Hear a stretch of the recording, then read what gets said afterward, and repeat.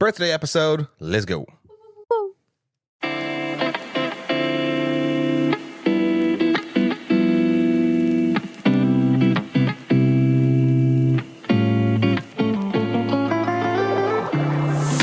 Hey everybody, welcome back to another brand spanking new episode of You Haven't Seen That Podcast, or YHST for short. Thank you for joining us. I'm Isaac. I'm Elva. And I'm Carlos. And this is a show where we cover movies on that growing list of films and has people asking you the question, you haven't seen that? Birthday edition! Birthday. Oh, no. Jinx. No, I wasn't expecting that. Hell yeah, it's my birthday. High five. High five from a distance. Yeah. Thank you guys for joining us. I'm sorry that this episode came out late, as we just said.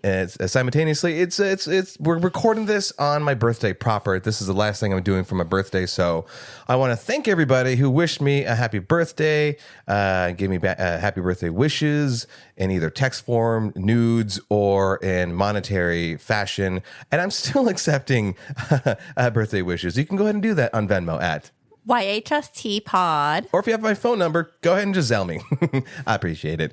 But thank you, everybody. Really appreciate that. And if you want to know where to go to wish me a happy birthday, you can do that on our social medias at YHST Pod. on Instagram, TikTok, and YouTube. Again, sorry for that this episode came out late. I just, I'm doing birthday stuff. Birthday activities. Yeah, and I've been delving into like dungeon mastering and D&D, Dungeons and Dragons, and so like More birthday activities. I'm filling up my week with nerdy shit. So yeah, I got around to it later. So whatever, it is what it is. You're getting it for free.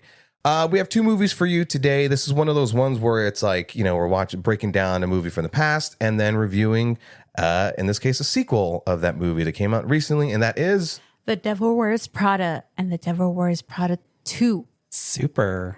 Yeah. Did I forget anything? I'm good. Or, I think you're good. Okay, yeah, good. it's Yeah. fine. I'm drunk off of all the birthday love. No, but we're just chilling here. I got my Gucci on. You got your Armani on, and then Got she's my got her Versace Versace. with so my Dior and my we're Chanel. We're styling today. Yeah, this Versace thong is really comfortable. Donna gave that to you. I don't know how I'm supposed to breathe in these pants, but I'm just rolling with it in theme of the episode today. 16's a new 20 or whatever it is. I don't know. Six. Six. I know that's the line, but what is your? I'm just like, what would my waistline be? I'm like, yeah. What is your waistline, first of all? I don't know your I just always ask you for It was a 36 down to a 34. Okay, so in 34, so you'd be a 42. Carlos, what about you? Well, I'm bigger than you, so I think I'm like a 38, 39. What's that now? Conversion. Oh God, we're doing math on A 50. It's fashion math. It's different. fashion math. I wouldn't last long in that industry anyways. Yeah. I want to get this out of the way. I feel really shitty about not having seen the first Devil Wears Prada until like right before watching the second one. Oh, yeah. That was fun watching you watch it. I really liked this movie. I didn't Yes. think I would. I know Meryl Streep is like a staple, but my God, what a fucking good movie. Because it was 2006, right? Yeah. Yeah. And it wasn't just like a chick. That's what I thought it was. That's why I didn't see it early on. Why would I? It's not my genre. I think you watching it 20 years later and you liking the movie is way better than you would have watched it when it first came out or maybe after it was released and everything. Because your mindset is shifted. Yeah. I mean, there are parts, and we'll touch on it obviously, but there are parts in the movie that I'm like, you can't do that nowadays, which the second one did touch on. And in funny ways, it wasn't too much like, let's hash on what things that you can and can't do, from 20 years later. But one of the biggest things is like the boyfriend relationship. It's a little bit of a chick flick. Duh. Fashion ain't my thing. Yeah. But it's not so heavy on like the romance part, safe to say, right? No. I think it just leans on the fashion part of all of it. But my point is like the boyfriend relationship, like it angered me.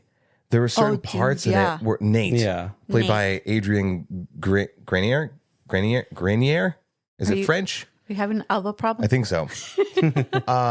Where I'm like, he's kind of being toxic. You know what I mean? Like she is so wanting to level up and put the work in because they're like what in their 20s, Yeah. something like Out that. of college. And then he's just being like a fucking bummy. He's kind of right in certain aspects, but the way he's going about it is real shitty. It's giving, I'm trying to be a chef, but my dreams are better than yours. For those who haven't seen this movie, do we feel like we need to set it up? Prada, Dior, Chanel, Versace. So it's starring Anne Hathaway, Emily Blunt, Stanley Tucci, and the very one and only Meryl Streep. Anne Hathaway plays Andy or Andrea, who is hired as an assistant to Meryl Streep's character, Miranda, who works for a fashion magazine called Runway. And basically it's a job, an assistant job that a million women would kill for. And why does she land the job? Because she knows nothing about fashion and she's kind of homely, but she's a very smart woman compared to all the other girls that have been there. So is she reliable? Does her not knowing fashion have a part to play? And seeing that character sort of progress was extremely fascinating. And for what I thought was going to be like just a dumb comedy chick flick was filled with so many themes. But that's the first movie. That's the first one, yeah.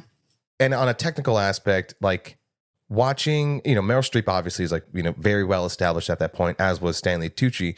But safe to say, like Anne Hathaway and Emily Blunt specifically didn't have a lot of like standout roles at the time. No, this was the first thing I ever saw her in when I saw it 20 years ago. I think Anne Hathaway was just finishing up Princess Diaries? Princess Diaries. I'm not sure if it was... I think Brokeback Mountain came out right before this movie, I think.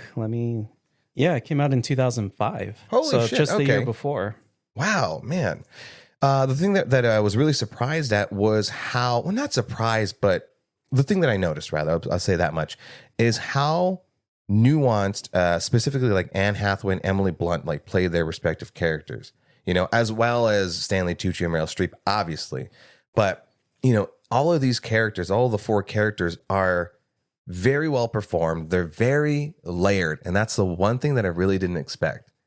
Because I just thought it was a movie about a young, bright-eyed, bushy-tailed girl, fish out of water story, which it kind of is.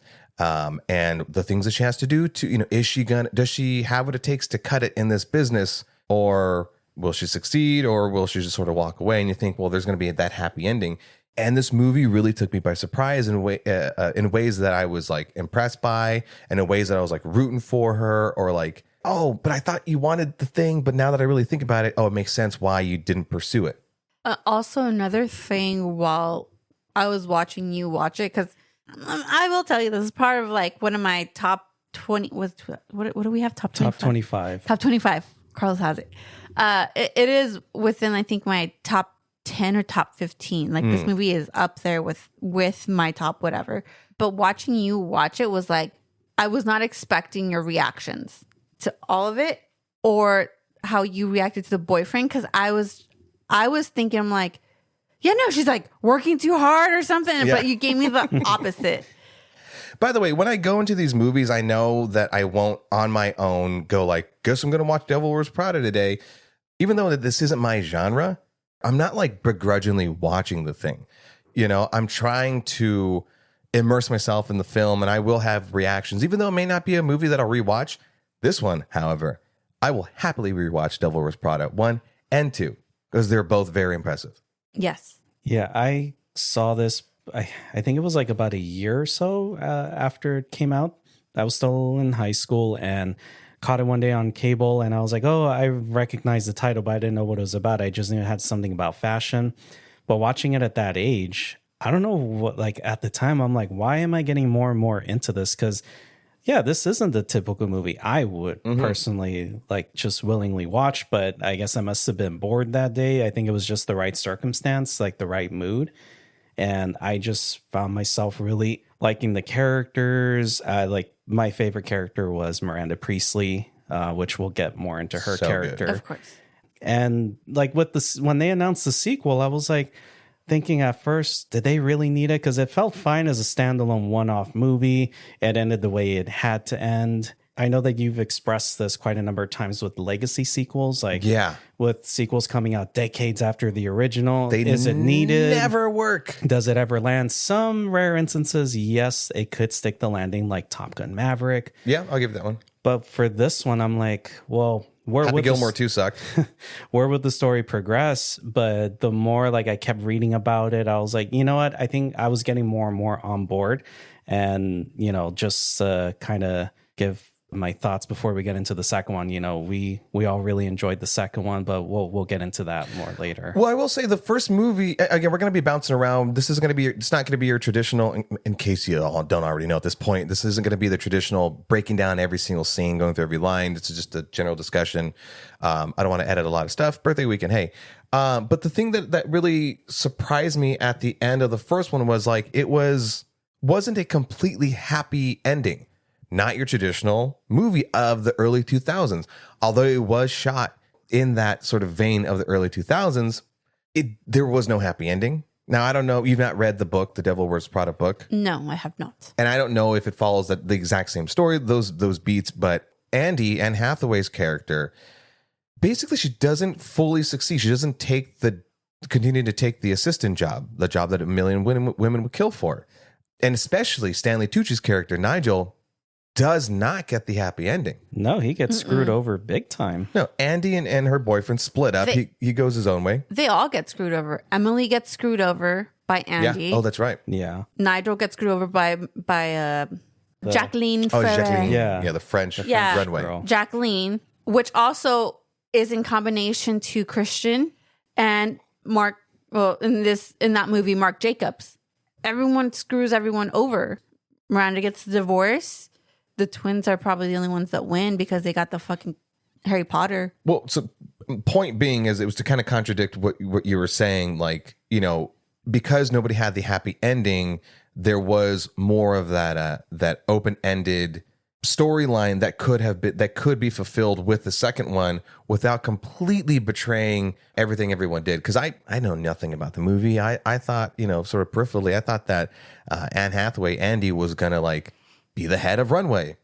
And then after watching the first one, I go, oh, that would never make sense. Mm-hmm. That's the whole point, is that she would never, even though she has it, for the most part, has some of what it takes, she doesn't have the cutthroat constitution that Miranda does. And that is one of my favorite themes of this is in order to make it in any business, right, you do need to sort of step on people. You can take care of the people that are good, but in a sort of, not necessarily step on people, it's a wrong phrasing, but the reason why it's called Devil Wears Prada, it's you're selling your soul a little bit. You're compromising maybe your home life, maybe your marriage, friendships and things like that. If you love working that much. You're giving up a lot. That, yeah. To have what Andy had from experience. You have to give everything up. If you have friendships, they're gonna fall apart because you are giving enough to this industry that your friends that are in this industry are going to end up either using you to get the promotions or using you to take away your jobs, to learn your secrets. That's how it was back then.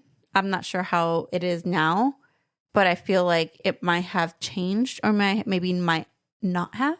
We'll bounce around a little bit, right? So Devil Wears Prada 2 does touch on, like, you can't be as, quote unquote abusive as you maybe could be back in the 20s. So you can't, they touch on that. You can't throw coats on somebody's desk. Yeah. You can't make fun of someone's waistline, just things like that.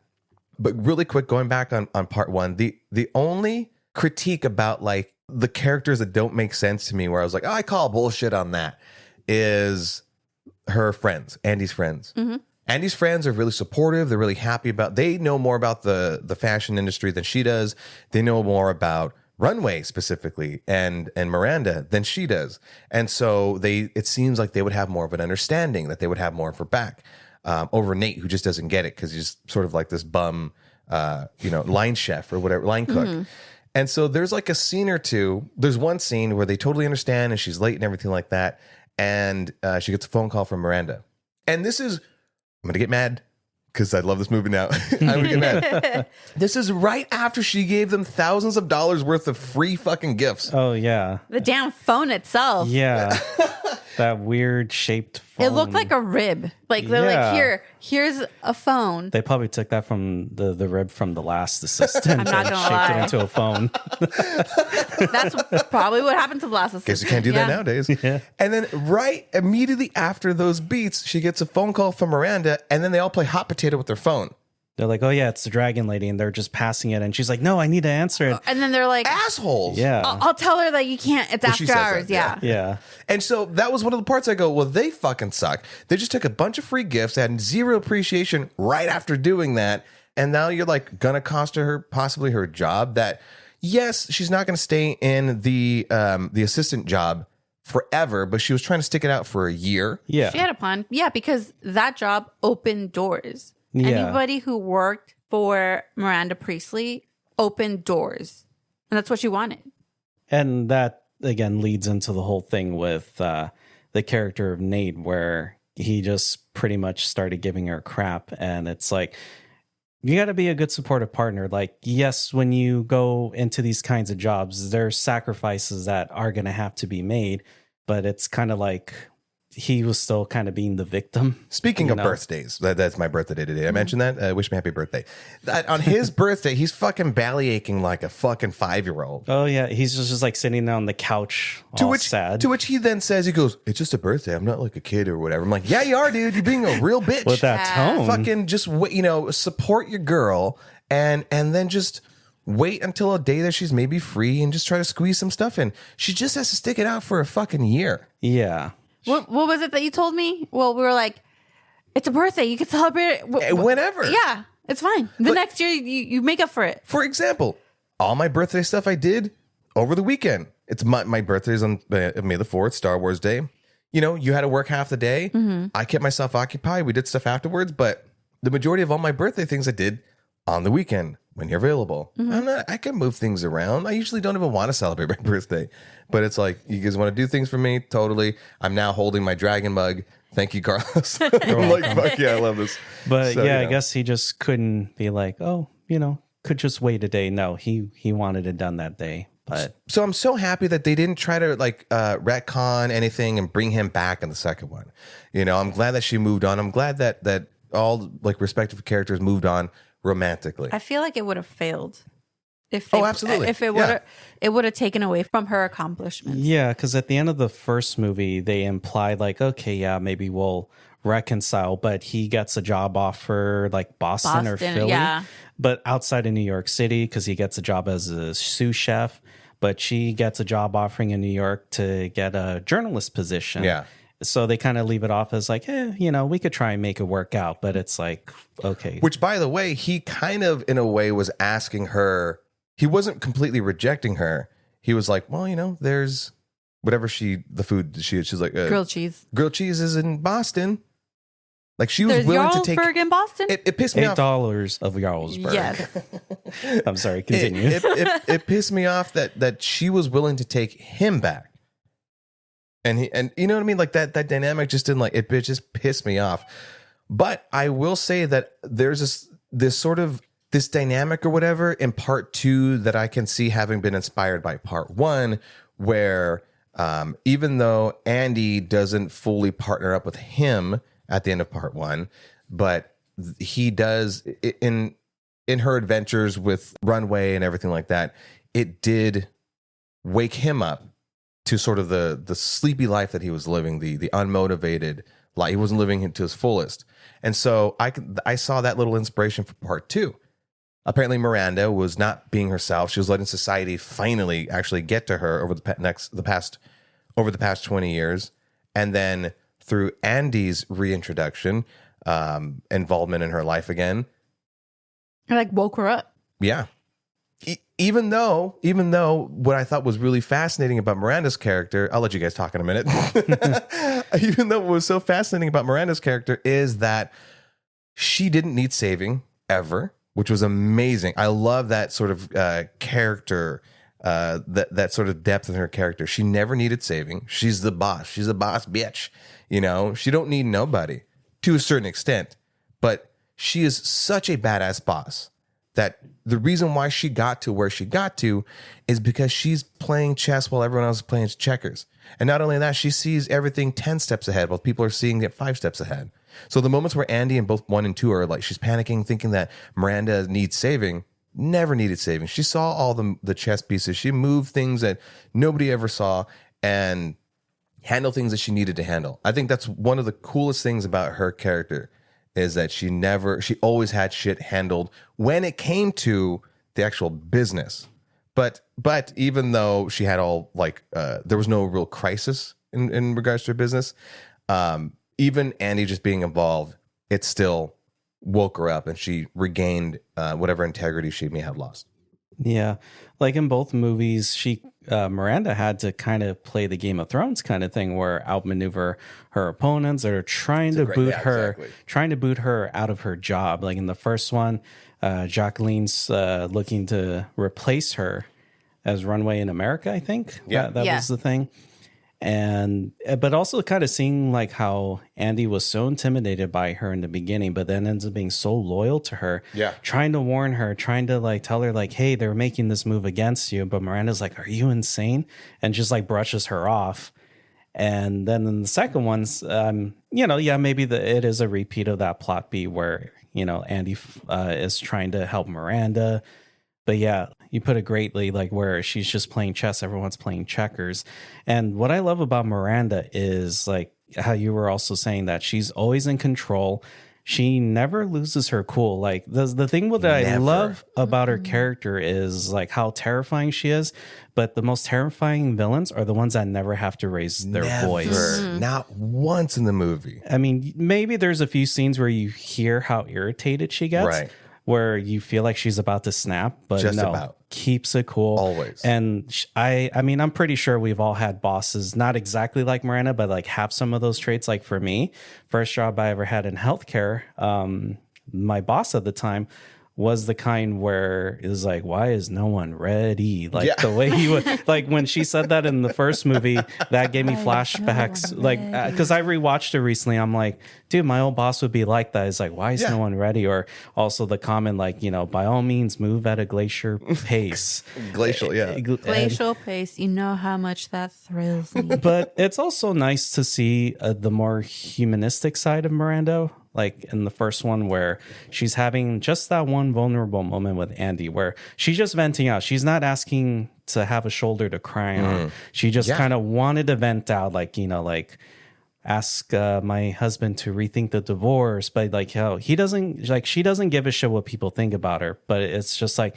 it's just more about my kids. And her character didn't need to have that full breakdown of that, stern exterior in order for her to be likable. Just for her, the less is more with Miranda Priestley, and her just letting a little aperture of a window open and showing that she can get emotional, she can get tearful in front of Andy is more than enough needed to show her that she admires her, respects her. Yeah.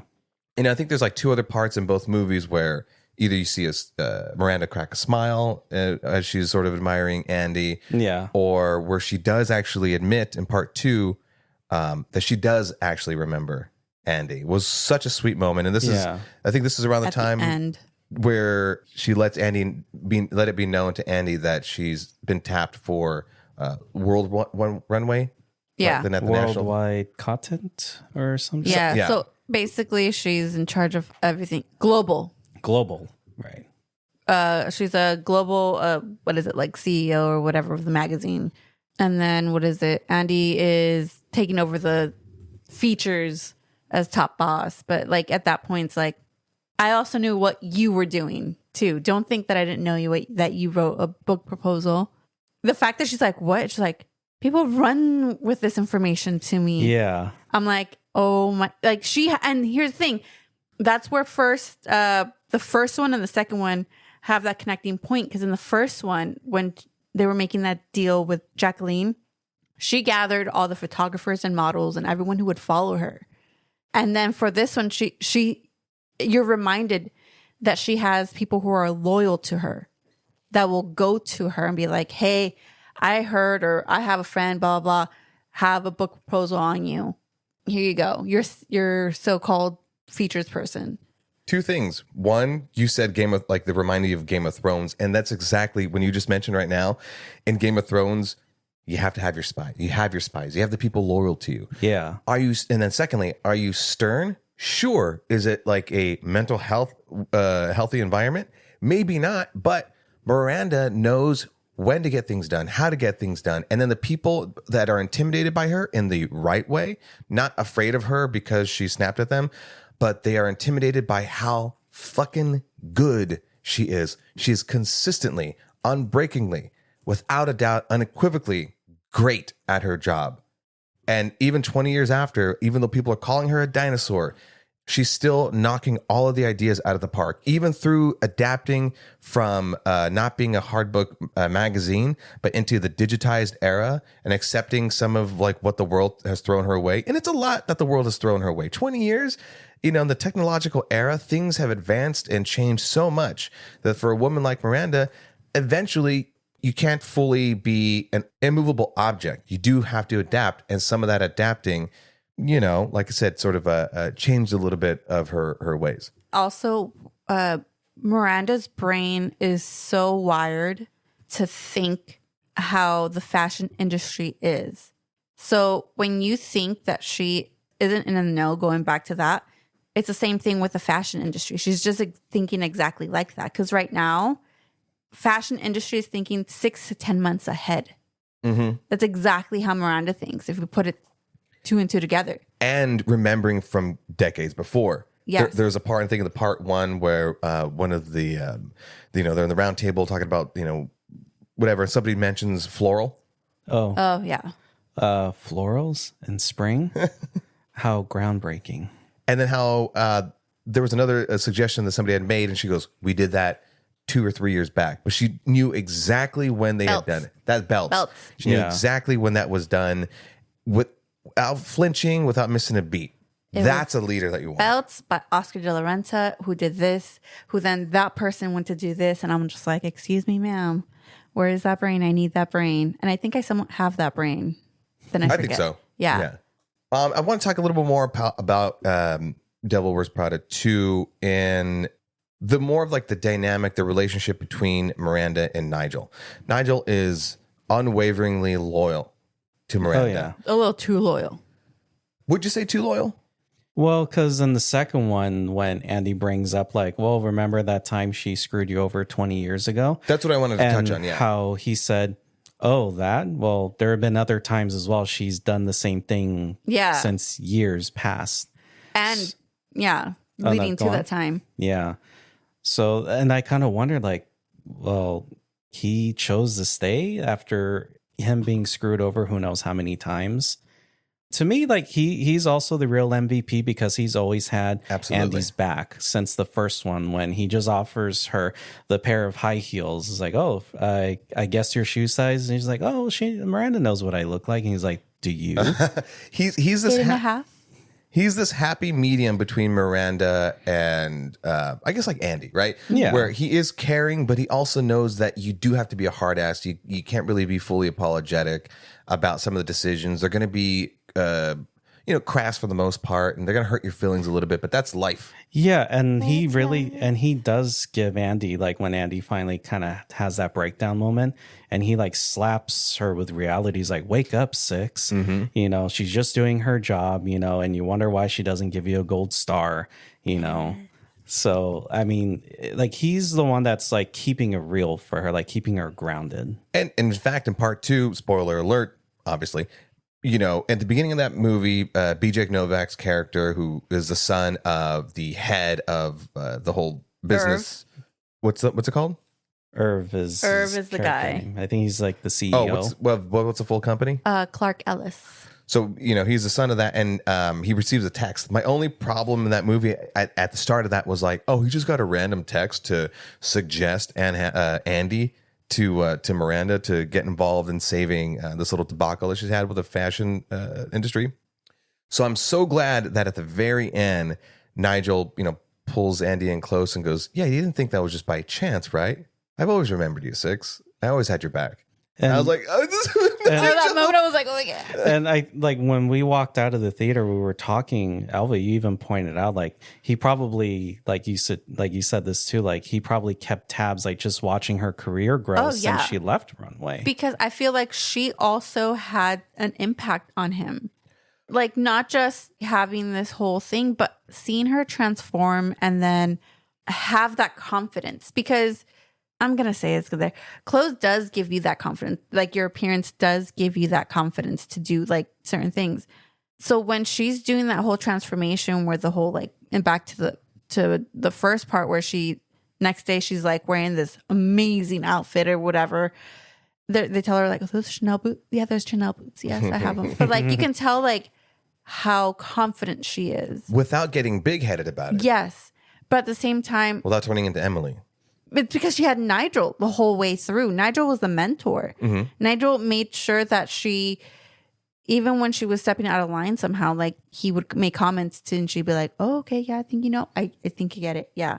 But Nigel had a soft spot for her this whole time. I don't think Nigel wanted her to leave, but he understood why and wanted to make sure that she succeeded. Well, of course, she would stand out amongst all the other, like, you know, dum-dums that are all about fashion, and they maybe are failing at the assistant job on top of not standing up for themselves, which Andy did all of the above. Not only did she succeed in all those things, but then at the very end said, yeah, I know this is a job that a million women would kill for. I don't want it. That would absolutely stand out in everybody's head. Oh, yeah. The fact that she stood up for herself in the beginning when she was interviewed. Like, she didn't even have the job, and she was like, I'm a good worker. We're like, you know, even though she was dismissed, like, it still made an impression to Miranda. In very slightly expressed ways with the, just the little acting choices lips that Street makes is wonderful. Those pursed lips, like, you just know, it's a no-no. No, that's all. That's all. So I will admit, on record, yes, this is recording, I did tear up in part 2. You did? Everything is Say happening. what? I can edit all this out.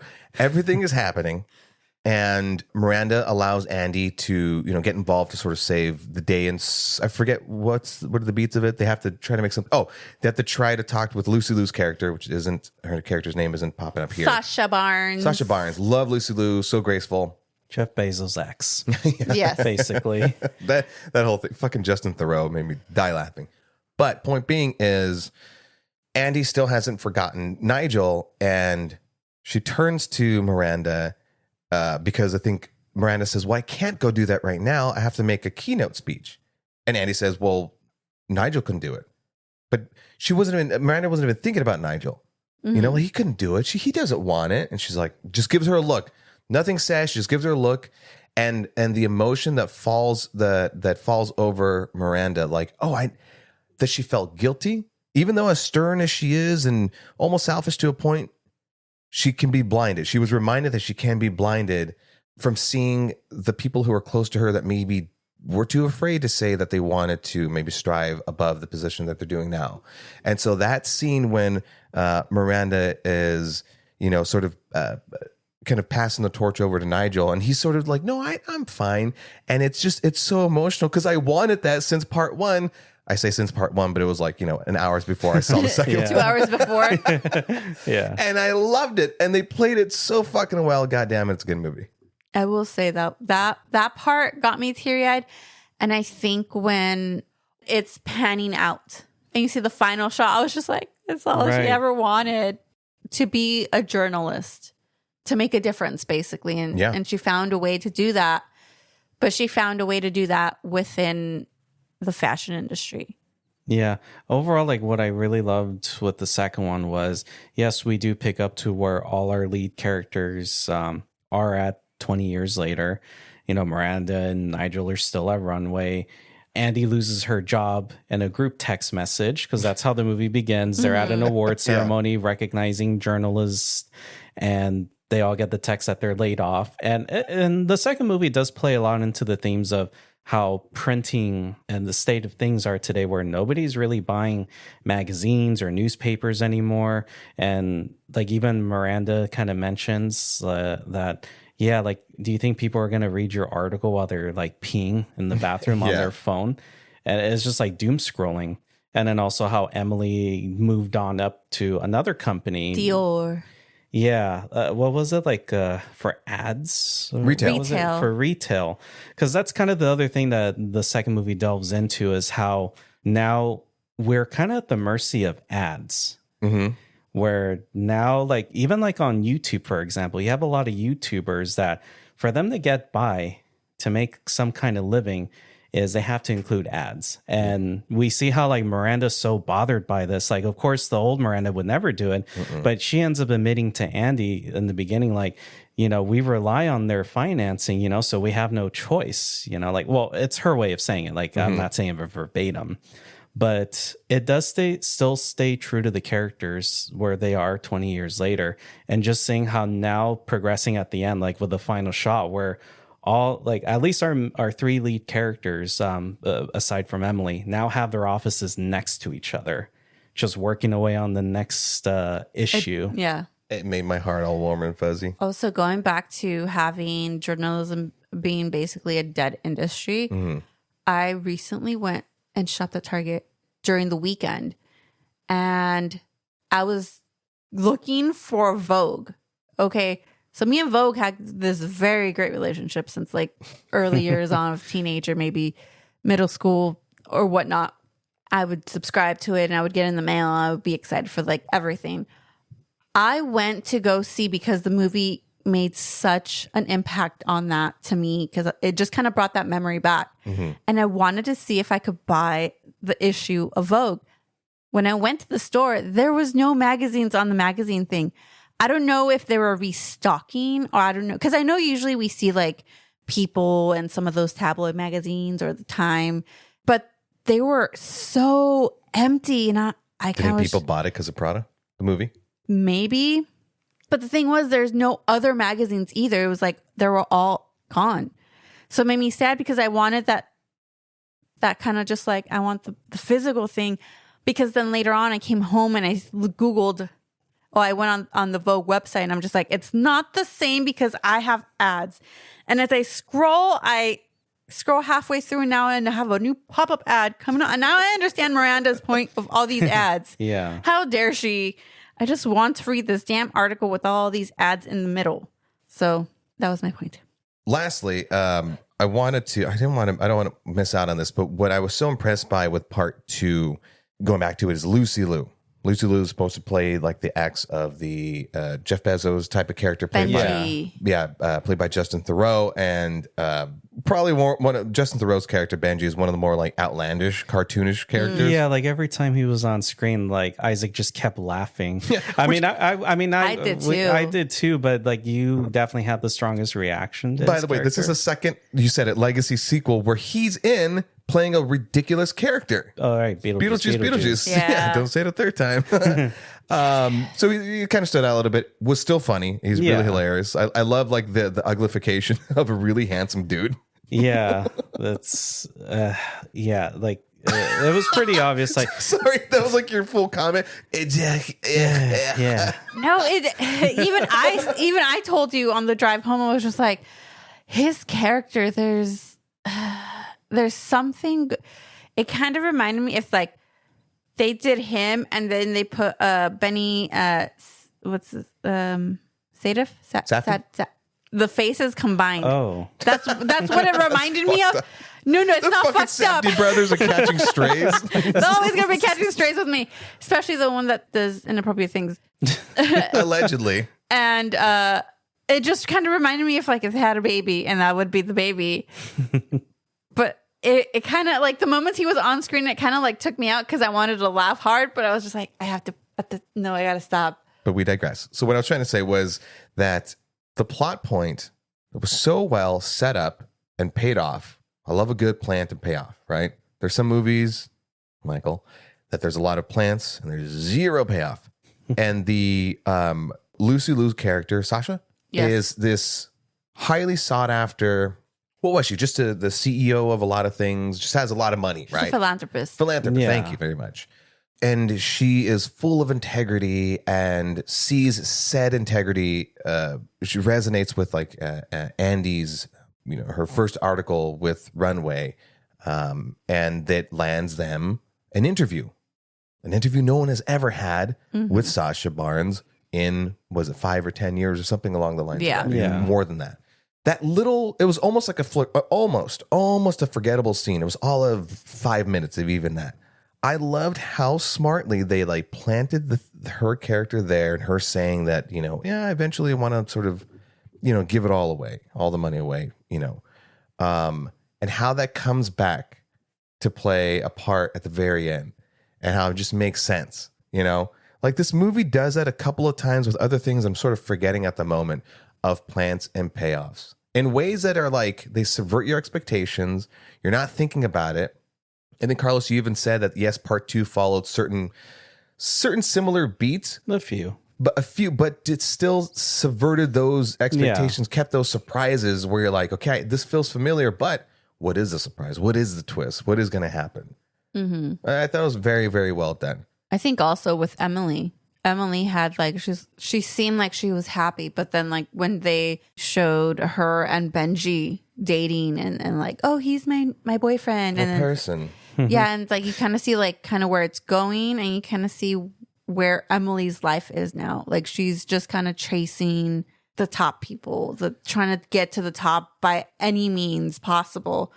Which at the end, when she goes from Dior, and she's the end thing where she's talking with Andy, and she's like, I wanted to be your pal. I want to be, I called you after you left. Such a sweet moment. Yeah. She's not to be crass, she was a bitch throughout all of them. She was the mean girl in the first one, always giving Andy a hard time. So, because I thought, when I first originally watched it, I thought it would play out where she tries to push Andy out. Same. Which doesn't happen. I thought she was that going to way. Sabotage. Yeah, which we see that play out in a lot of other similar stories, which thankfully, like in her case, it doesn't. And even at the end of the first one, she kind of has more of a soft spot for Andy when, she calls her at the end saying like, hey, I have all these clothes from Paris. Why don't you take them off my hands? Because, I mean, in part 2, she does effectively sort of play the villain at a part. And what is better than a regular villain than a villain that you can kind of relate with? And Emily's character is, I probably wouldn't go so far as to say like one of the more nuanced or layered characters, but her motivation is a little bit more complicated. So there are a few parts in part 1 and 2 where it's sort of Andy is made fun of for needing like affirmations, needing the pat on the back and a good thumbs up and a good job and attaboys, which is so ironic because of all the people in the movie, Emily acts as if she was told she could be anything. Everything she does is fantastic because got everything on the fridge. Because of how much of a brat she was, because of how spoiled she was, because she thought, well, I want to be this top thing, but she's sort of thinking outside of her means, so to speak. You know what I mean? And it took somebody like Miranda to say, look, you're not a completely terrible person, but you're striving to be in my position. You don't have what it takes. Yeah. Also, Miranda, later on is revealed that Miranda basically made Dior hire her. And it's like Miranda in a way still had your back by making sure that you had a job. Absolutely. Within the industry. She just found a spot for you, which is dealing with retail, high luxury retail, which you're going to thrive in. She found what you thrive in, and she's just telling you like, hey, the magazine's not for you, but hey, I have a spot for you in Dior. They have a spot for you. And so circling back to my thought, it's funny how she was so much like Icarus, which was also mentioned. Oh, yeah. Where she was trying to get to the top, and then, as Icarus does, burns their wings, bye-bye, goes all the way to Coach. Who makes their wings out of wax? I just... falls all the way down to where she's working at Coach. I didn't get that, and you laughed so hard when she mentioned that. I think I was the only one that laughed. I shop at fucking Target. I think I was the only one that laughed that hard. This is Morona. They didn't even make that anymore. I was the only one that laughed so hard in the theater when she said coach that I think another girl laughed, but after, because she's like, I get it. And I'm just like, oh my God, you guys don't understand the pyramid of fashion. That's the third layer. Like that is like middle class. Like that you have like your fast fashion, then you have like, you know, like maybe like Old Navy and all that stuff. And the second layer, then like you have Coach, where you're kind of getting like your somewhat labels here and there, Banana Republic and all this other stuff. And then, you know, you start kind of going up into like higher and then haute couture. And I'm just like, you went from haute couture, the top of the top, to like middle class, like almost low middle class. And I'm like, what the fuck? Emily, I'm pissed off at you too that you fell that fucking far. But that is a lesson, which I love how they circled that back to where they were having that conversation in Italy before that show, which I'm just like, why are they mentioning Icarus? Like, what does that have to play with everything? And then I was like, I should really wait for them to finish this movie to see if it actually circles back, because I felt they circled back a lot. That's what I mean. Yeah, this movie had great plans and great payoffs. And it circled back a lot, even to the things that were being said in the movie that didn't relate to the first movie. Like they kind of like, okay, here you go. Like you were saying with Sasha and everything like that. Lastly, before we wrap up, because I know we're talking about like romantic relationships for the first half of it, but I didn't want to miss out on talking about how Miranda's, in part 2, Miranda's current husband, wonderfully played by Kenneth Branagh. What a legend. Professor Gilroy, right? Or Lockhart. What is it? Gilroy Lockhart. I can't do the smart he does. I just look like I have a stroke. That's what I thought you were having, right? But I imitated it. I was like, I got lightheaded. Oh God. Whew, okay. That's what it looks like. Got it. But I'm glad you brought that up, because in the first one we don't really get to meet her husband that much, but we could tell like that marriage is like done for. He wasn't supportive of her being, you know, such a bad bitch CEO. I'm so lightheaded. But I love that Kenneth Branagh is such like a soft-hearted guy, and he knows when to coddle her. He knows when to give her space and when to do things to make her feel supported. And that's the other thing, support. Patrick Bramall plays Andy. What's the character's name? Peter. Love interest. Yeah. And I love it because he is as sweet and kind and hopeful as she is, and playful. But compared to Nate in the first one, he has his shit together, you know. And that's one of those plans and payoffs when Sasha, Lucy Liu's characters, mentions her current boyfriend or fiance, but we never see him, and we don't need to. But she says that it's great because he just has his own thing. He has it all figured out. So we just do our own thing. And then we sort of, you know, mash our life together. And Peter is exactly that person for Andy. He has his shit figured out. In fact, when Andy's having her sort of turmoil and she's sort of venting, and she's being kind of a dick, and he goes, I'm going to give you your space. I'm not going to completely run out and bitch about it, but I'm going to give you your space, and I'll be back when you're all clear-headed. Yeah, I really like that moment because it showed that, like, okay, I get how you're feeling, but you don't need to take it out on me. Absolutely. The maturity of the relationship. Yeah. So he's like, I'm just going to remove myself for now. We'll talk later. Yeah. But also, is the maturity of the relationship at such an early stage. Absolutely. Yeah. Which That's was crucial. like a green flag, because when we met Nate, it was like red flag right away. No, Like, so many red flags. Like, what do you mean you work in this fashion magazine, whatever? No, you don't need to change who you are, but you kind of have to fit in sometimes. Appearance wise, not like personal wise. Yeah. Yeah. I really like Peter. Like he was definitely way more understanding than how you said, like more mature. By the way, I just like that little moment when they're at the herbs party and they're like, that's Hugh Jackman over there. I'm going to go say hi to him. Australians, you know, see each other. We go to say hi. Yeah. It's just a little funny moment. Cameos. Elva, you want to talk about cameos? Yeah. So you recognize most people cameos. I did.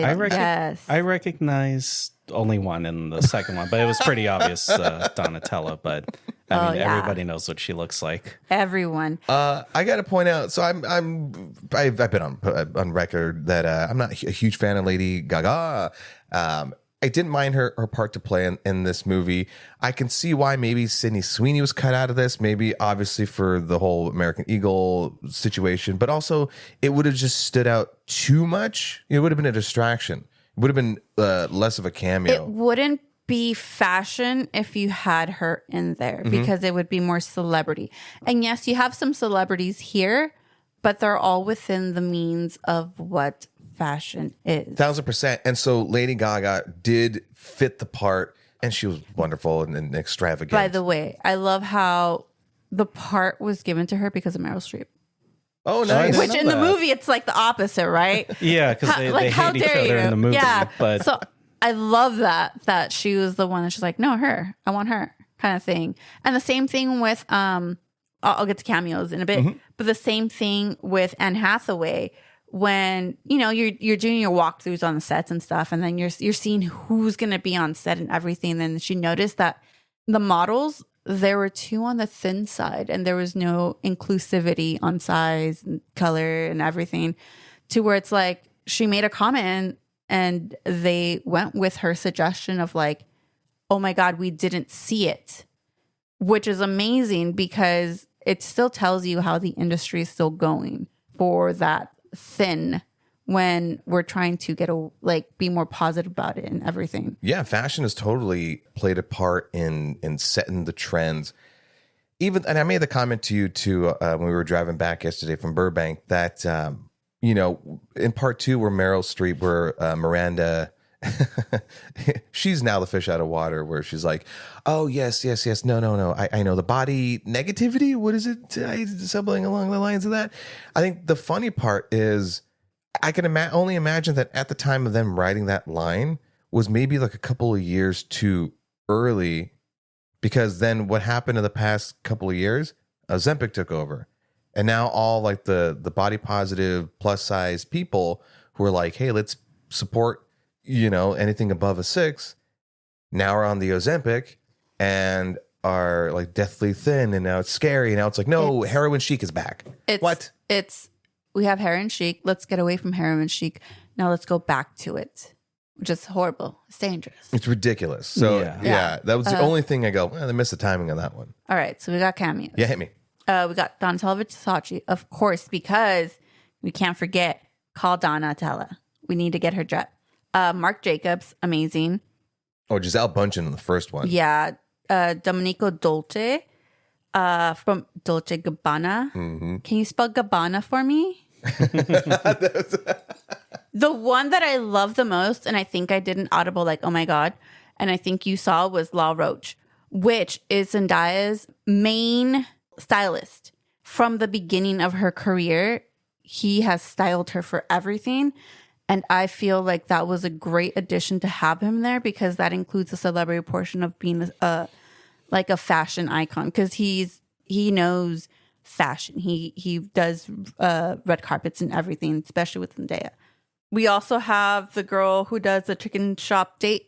Oh, yeah, that's right. I love her because it also kind of includes a little bit of the media part of like all these events social and things. media personalities. Yeah. And you know, and I saw a lot of like social media people there, and I'm just like, but I understood because acknowledging times their presence. change, right? Heidi Klum popped up. Heidi Klum. Oh my Gorgeous as God, Heidi Klum. fuck ever. Naomi Campbell. Oh, okay. Oh my God. Winnie Harlow. She's the one that you see, and she has the vitiligo. Yeah. Oh, love her. Of course, you have Ashley Graham. By the way, that's what sparked our conversation yesterday. I saw a post that Ashley Graham was commenting about how the pendulum has swung the other way. Ashley Graham, if you're not familiar, is sort of known for being like, you know, sort of the plus size model. And she's commenting that Ozempic sort of ruined that, and the pendulum has swung the other way, and that the people that were like, yes, let's be body positive, are now taking the Ozempic and now basically making like a public display of destroying their old selves. Mm-hmm. That's not how that works. And then it doesn't work. It doesn't work that way. Then we got Jenna Bush Hager, John Batiste, and Zuleika gonna butcher the last name, even though I should know how to fucking pronounce this. Jowd. I'm so sorry, girl. Carol Wisher, and then also a NBA player, Carl Anthony Towns. I was like, okay, I'm vaguely familiar with you, but okay, we got every aspect here. Fashion comes in all shapes and sizes. Right. And for a second, I was like, you can get Lewis Hamilton. I was like, no, that is too much. That would take away, because even though his outfits are amazing when he's walking the paddock, but like 8-time world champion, right? 7, but it would take away from like having a different set of people, because his name is too high up on that list. I have nothing more to say. I love both of the movies. I love, in a nutshell, I love that part 2 was a proper continuation, hitting those same beats. Even the way that it was shot, it felt true to how that first one was shot. It felt like a early 2000s movie. I thought it was amazing, and it didn't stand out too much. Yeah, and going back to the first one, you'd be surprised. Well, maybe not now after you have seen it. Not now after you have seen it, that guys could easily enjoy the first one. Absolutely. My stepdad, like a couple months ago, was watching the first one for the first time, and I was just hearing his reaction in the other room. He was just like laughing. He's like, oh, like, what a shitty boyfriend. Like, he had the same thing. So I was like, wow, he really got into this. And like, he watches action movies too. Yeah. But it was kind of cool to see that, like, it's not total chick flick, like, for any of our male listeners. If you haven't seen it, it's not a total chick flick. Guys could easily enjoy this as well. It's got a fun lot of watch. themes. Yeah, and it's deep. Very relatable story. Also, the cerulean sweater made a comeback as a vest. I love that. Did. I love that. Did. I loved it. Even I did the look at that, the cerulean sweater. Alva, any last words on these two movies that you so hold dear? Rewatch and go watch. Want to put some numbers on it? Yep. Yeah. All right, then. Every other episode, me, Elva, and Carlos go back and forth and alternate and guessing the Rotten Tomato critic and audience score, as well as giving our own personal rating on the aforementioned movies. In this case, it's Devil Wears Prada and Devil Wears Prada 2. From 0 to 100, 59 and below being rotten, 60 and above being fresh. Me and Carlo... No. Well, no, I'm reading it. Me and Elva time. would be guessing... Yay. I forget sometimes. It's my birthday. Leave me alone.